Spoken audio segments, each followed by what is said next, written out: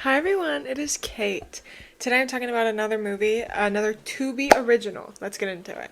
The movie today is A Party to Die For. So our main characters, we have Sadie. She just moved to New Jersey and she is working for her cousin Brianna's high-end fashion retail store. She's like, I got away from everything. I just want a new start in New Jersey. Some sexy man comes in while Sadie is trying on this fancy dress. His name is Owen and he's the main love interest. So she just like had tried on a dress because she was like, my cousin owns this nice retail store. I don't really like myself and I want to reinvent myself. So I'm going to put on this really nice dress. She tries on the dress. Owen walks into the store and he's like, damn, you sexy. And he's like, oh, and I'll have the dress Sadie's wearing. She can wear it on our date tonight. Let's add Sadie's dress too. She can wear it tonight when she has dinner with me. Immediately does not ask her if she wants to go on a date, does not know if she's single, does not know if she's available, does not know if she even wants to. And I was like, ugh. Immediately did not like this guy, and I disliked him the whole movie because of this. And I know sometimes it can be kind of like sweet being like, oh yeah, like you and me 8 p.m. tonight at this restaurant. But it wasn't even like that. He was just like, I'm gonna buy that dress she's wearing because she's gonna wear it tonight. No questions asked. It's like y'all just met 2 minutes ago. We're at her place of work. Like, if she's being friendly to you, it's because it's her job to be friendly to you. And then, so she does end up going on the date and wearing the dress. They go to a restaurant. It's very weird. They make him seem like the bad guy for a little bit. And I think that was, like, the purpose. But, like, she's like, yeah, they treated you so nice inside the restaurant. He's like, yeah, they better treat me nice. They treated you like royalty in there. They better. Then you're like, I wonder if he's just, like, a self-centered mean person or if he owns the restaurant. He doesn't technically own the restaurant, but, like, he works for, like, a company or owns a company that, like, does hospitality for like clubs and restaurants and bars and stuff. And they keep let me explain. They keep talking about money. Like, because she doesn't have money. She's like very not rich, but she lied and said she was like a consultant for her cousin's business. And she was like, I'm a social media manager, I'm consulting, I'm drumming up business, I'm just here to do this. And he's like, that's so cool, you're self-made. And he's also self-made, apologies. And then he's like, you keep talking about money. And she's like, yeah, money's my best friend, so of course I talk about my best friend. Talk a lot about money. Well, money is one of my best friends, and I enjoy talking about my friends. Oh, it was so, oh my gosh. This whole scene, they go back to his place, and she is, oh my gosh, she is like I don't want to be too mean on the acting, because it is a Tubi original, but she's literally, like, walking around, like, in the most, like, pompous, most annoying, overly acted way. Business. I'm not interested in answering to my parents. I needed to make my own way. He, like, looks at a painting, and they're, like, talking about him, and then he's like, yeah, speaking about money, this costs more than my car. Speaking of money, that costs more than my car. It's called Star-Crossed Lovers. It's such a basic painting. Like, it looks like hotel artwork. And I understand that abstract art is art, and I think it's very beautiful. I'm trying really hard not to be mean, because this is actually someone's painting. But he's like, this costs more than my car. And judging by his house, he has a nice car. So it's like, girl, did you pay like $1 million for this painting? And he talks about how it's like an up-and-coming artist. So it's like, that means you're just paying for how it looks. Because if it's an up-and-coming artist, you're not paying for the name. Because if you were paying for the name, you would get like an already established artist or like a famous dead artist. And it's so ugly. And it has a lot to do later on. So just keep in mind that he has a one-of-a-kind, super expensive painting in his house. And he's like, by the way, this is called Star-Crossed Lovers. And she's like, I hate Romeo and Juliet. They could have just told each other that they were fake dead and it would have been fine. And he's like, that's an interesting thought. I've always hated Romeo and Juliet. There's nothing romantic about two kids thinking they're in love and then killing themselves over it. All they had to do was tell each other they were playing dead. Then they could have had their happy ending. And it's so, oh my gosh, it's like, yeah, obviously they could have done that, but the whole play is about how it's like young people and making mistakes and being young and stupid and all this stuff. It's not supposed to be this like, oh, they love each other so much that they would die for each other. Isn't it so romantic? Like, that's not what Romeo and Juliet is about. The whole story is about that's how they solve their problem. So then, like, later on, they start dancing, but there's no music. And it's just the sound of her heels and the sound of, like, crickets and stuff. Oh, I don't know why. It was so awkward. I could at least have like music that's not necessarily for them, but for the audience, because it's incredibly awkward. It's like, and then it's like click, clock, and I'm like, oh, stop, stop it. The next day, she goes back to the resale store, still wearing the dress. You couldn't go home and change. You're wearing like a couple $1,000 dress and you couldn't like change after your night out. I'm professional. But anyways, she goes to the store. A girl around her age is like, I'm looking for a dress for this party tonight. Can you help me? You look so good. How about you help me get a dress? They instantly hit it off, become besties. She invites them to a Halloween pre-party because it's like the week of Halloween is super big in this town. So they're going to a bar for like a Halloween pre-party. There's no dressing up tonight, but they're just gonna go get drunk, have fun, blah, blah, blah, blah, blah. Later that night, they go to the bar. Sadie and her cousin Brianna go to the bar with their new friend. Her name is Jessica. And Jessica is not wearing the dress she bought. She bought like dresses for the party tonight at Brianna's store, but she's just not wearing it. I thought that was such a funny slip up because it's like, she's like, oh, I need a dress for tonight's party. And then she's just wearing another dress. They all take a picture together and the girl who takes the picture like weirdly stares at them. And for a while, you don't know who this girl is. I'm going to spoil it for you guys. She is a police officer and she is the most conspicuous worst undercover agent I've ever seen. She stands like a few feet away from their table and just stares at them the whole time. She's supposed to be tracking like this really, really dangerous, like high profile criminal, and she's like, she's so mad at her job. Later that evening, she's like, I'm gonna go visit my new boyfriend. They move very fast to this relationship. I thought he was in on the bad thing because he's like, I'm literally in love with you. I love you so much. I'm gonna tell you stuff that I've never told anyone else before after like one date. But anyways, she goes to his house and he's like, hey, listen, I'm going out of town, but you can just come into my house anytime you want. Here's the key code. You look so perfect, I didn't want to wake you. So I have to leave for a business trip, but you should stay. Sleep in. To this girl that you've barely gotten to know. I wouldn't do this, especially because his house is so nice. She could take that painting, you know? The painting that works more than the painting that's worth more than your car. That's what I thought the crime part was gonna be of this, is someone taking the painting and blaming it on her, but turns out that's not what happened.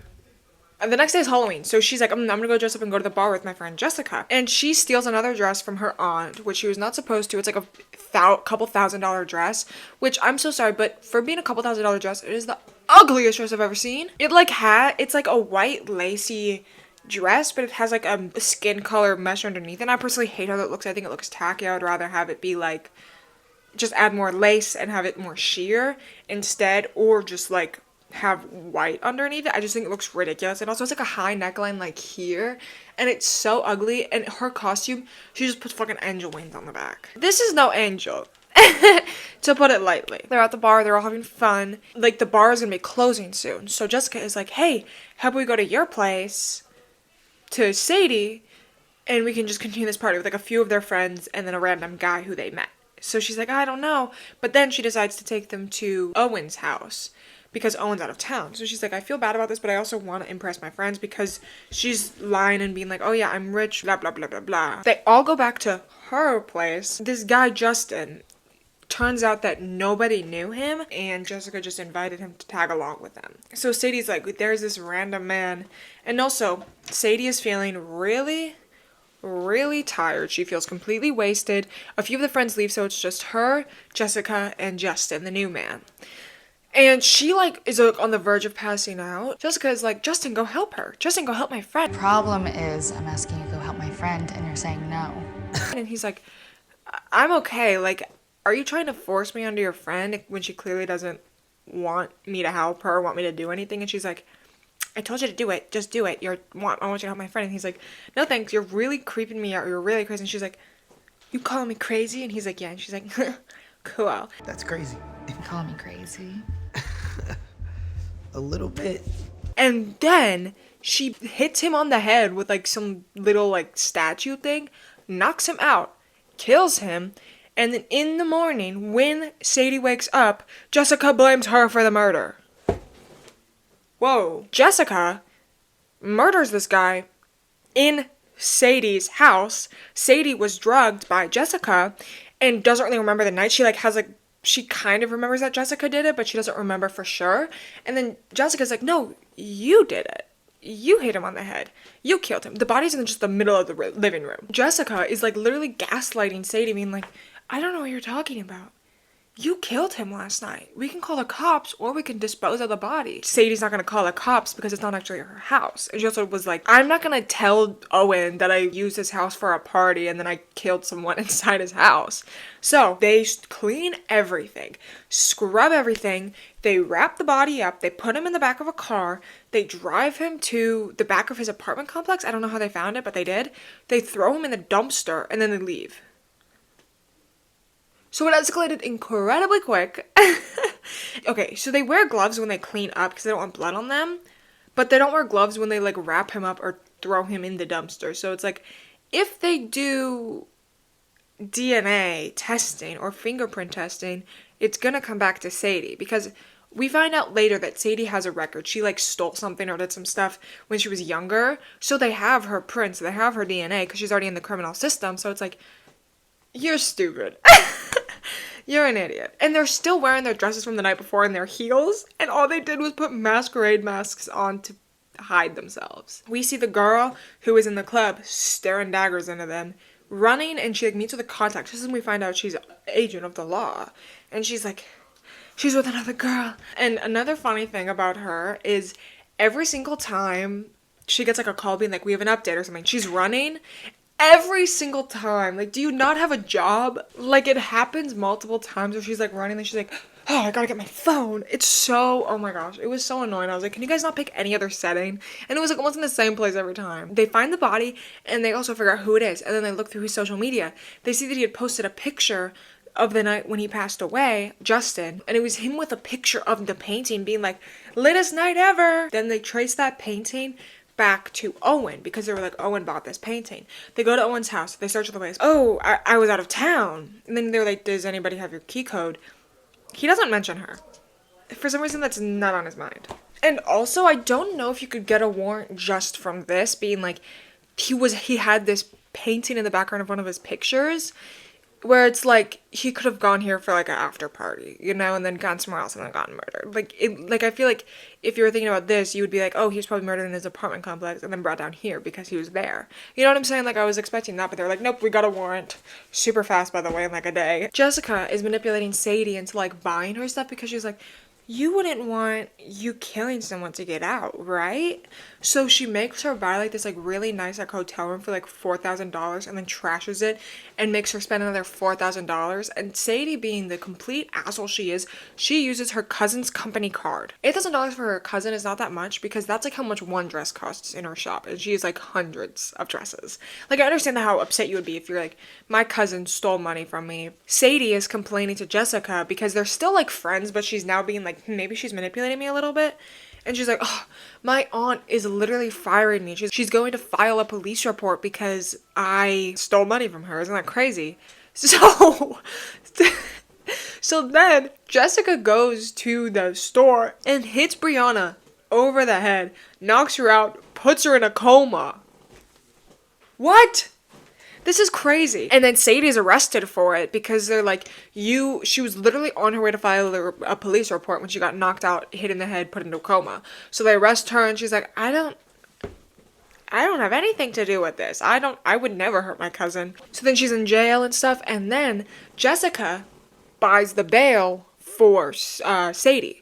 So she lets her out, even though it's very clear that Jessica was the one who did this to her cousin. And then, oh my gosh, another running scene. The detective gets a text and she's like running. She's like, oh, another text.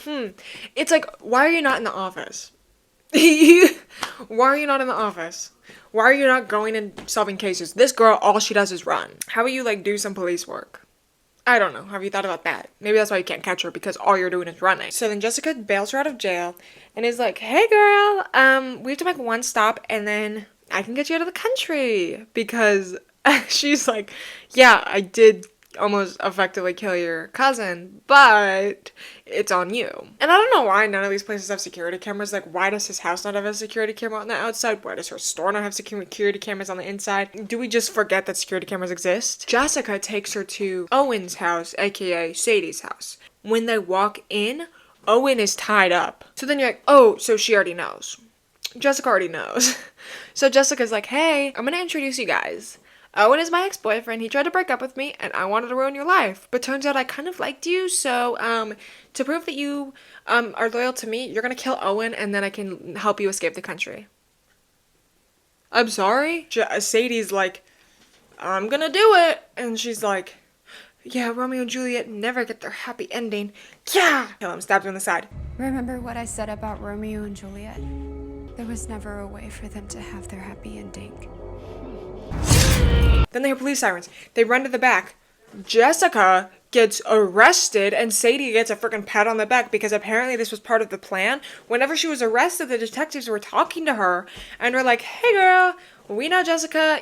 We've been trying to catch her for months. She's a con artist. She does all these things. She's a really bad person. If you help us, we won't get you accessory to the fact of Justin's death. So she's like, okay, sick. I will love do that. Her and Owen make up and she's like, I'm really sorry. And he's like, I knew the second you said that thing about Romeo and Juliet. But up until you said that bit about Romeo and Juliet, I wasn't sure.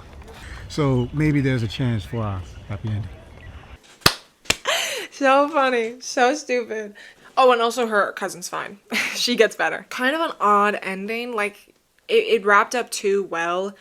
And also, I feel like they should have had Jessica's motive be more, because the only motive is that she wanted to ruin Owen's life. She found out that Sadie started dating Owen, and then that's how she introduced herself to Sadie and all this stuff. And also, one more thing. The color grading of the shots in this movie are insane. So, like, there are a couple shots where, like, one of the characters, like, inside, and then it switches to an outdoor shot, and it's, like, orange. It's like how sometimes they like make like Mexico or something and like a Netflix doc and it's just like really orange graded and stuff. That's how this was, but they're in New Jersey. And it's like only a few of the shots outside. I was like, what? This was like the most unserious crime thriller ever. None of it really made sense. You didn't really like the characters, the acting. Oh my gosh. The acting of Jessica. She's trying to, especially at the very end, she tries to be like suave. And it's just like way over the top. It's like kind of like a caricature of like a sexy evil lady, which isn't necessarily bad, but it was just a lot. Like she like walks over and she's like, you want some bourbon? And then she like pours them glasses of bourbon and she's like, take a sip before you kill him. That is it for today. Okay, thank you all so much for watching. I hope you enjoyed. If you did, you should like and comment and subscribe, because if you do not, someone is going to be really, really jealous of you, come into your life, pretend to be your best friend, commit murder, and frame you for it. Okay. Bye, everyone.